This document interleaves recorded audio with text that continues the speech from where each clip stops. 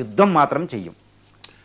టెర్రరిస్టులు టెక్నాలజీని కూడా బాగా వాడేసుకుంటూ ఉన్నారు. ఈ ఢిల్లీ బ్లాస్ట్ కేసు విచారణలో చాలా ఆసక్తికరమైన విషయాలు వెలుగులోకి వస్తూ ఉన్నాయి. ఈ ఢిల్లీ బ్లాస్ట్కి సంబంధించిన ఉగ్రవాదులు అంతా కూడా టెలిగ్రామ్ ద్వారా మాట్లాడుకున్నారు. కాన్వర్జేషన్ అంతా కూడా దానిలో జరిగింది అనేది పోలీసులు తేల్చిన విషయం. సో టెలిగ్రామ్ని భారత్లో బ్యాన్ చేయబోతూ ఉన్నారు ఈ కారణంగా అనే చర్చ పెద్ద ఎత్తున జరుగుతోంది. అసలు వాస్తవం ఏంటి?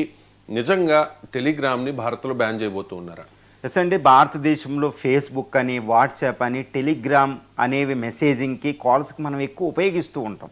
కానీ వాట్సాప్తో పోలిస్తే ఈ టెలిగ్రామ్ అనేది చాలా చాలా కష్టమైంది, చాలా డేంజరస్. ఎందుకంటే ఈ ఢిల్లీ బాంబ్ బ్లాస్ట్ వెనకాల ఉన్న టెర్రరిస్టులు ఒక గ్రూప్గా ఏర్పడి టెలిగ్రామ్ గ్రూప్ పెట్టుకుని రహస్యంగా సంభాషణ చేశారు. అదే వాట్సాప్లో పెడితే దొరికేద్దరు ఇంటెలిజెన్స్ ఆర్గనైజేషన్స్కి. కానీ టెలిగ్రామ్ వల్ల దొరకలేదు. ఎందుకంటే ఎండ్ టు ఎండ్ ఎన్స్క్రిప్షన్ అనేది ఒకటి ఉంటుంది అనమాట, రెసిపెంట్కి పంపే వాళ్ళ దగ్గర, రిసీవ్ చేసుకునే వాళ్ళ మధ్య. కానీ ఈ టెలిగ్రామ్ ఏంటంటే చాలా రహస్యంగా ఉంటుంది అనమాట. చాలా హైలీ సెక్యూరిటీ వాళ్ళకి ఇస్తుంది రహస్యంగా ఉండడానికి. అవసరమైతే వాళ్ళు స్టాప్ చేసి. కానీ వాట్సాప్లో అలా కుదరదు.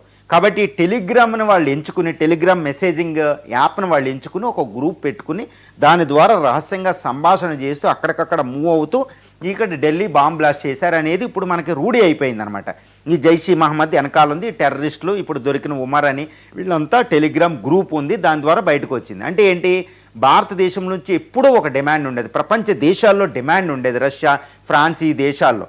ఈ టెలిగ్రామ్ అనేది రష్యన్స్ అనేవాళ్ళు పెట్టిన తర్వాత అది ఫ్రాన్స్కి బెర్లిన్ రావడం, బెర్లిన్ నుంచి దుబాయ్లో పనిచేయడం, వివిధ దేశాల్లో పనిచేసిన దానికంటూ ఒక హెడ్ క్వార్టర్ అనేది శాశ్వతంగా ఉండాలి. ఎందుకంటే చాలా కాంట్రవర్షియల్గా ఉంటుంది.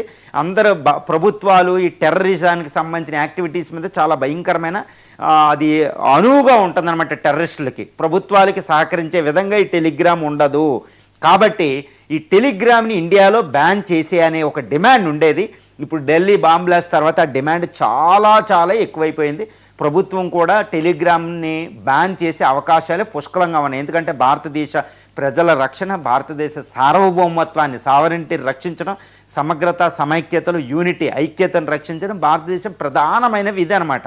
చూడండి, ఒక్క టెర్రరిస్ట్ అటాక్ జరిగితే ఎంతటి నష్టము, ఎంత ప్రతిష్టంభన భారతదేశంలో ఏర్పడింది, ఎంత రాజకీయ సంక్షోభం, ప్రజలు ఎంత భయభ్రాంతులకు లోనవుతున్నారు. ఇదంతా కారణం టెలిగ్రామ్ ఛానల్ అనేది అందులో ఒక ప్రధాన కారకం అయింది. కాబట్టి ఒక ఉత్ప్రేరకం అయింది. కాబట్టి టెలిగ్రామ్ ఛానల్ మీద బ్యాన్ విధించడమే ఉత్తమం.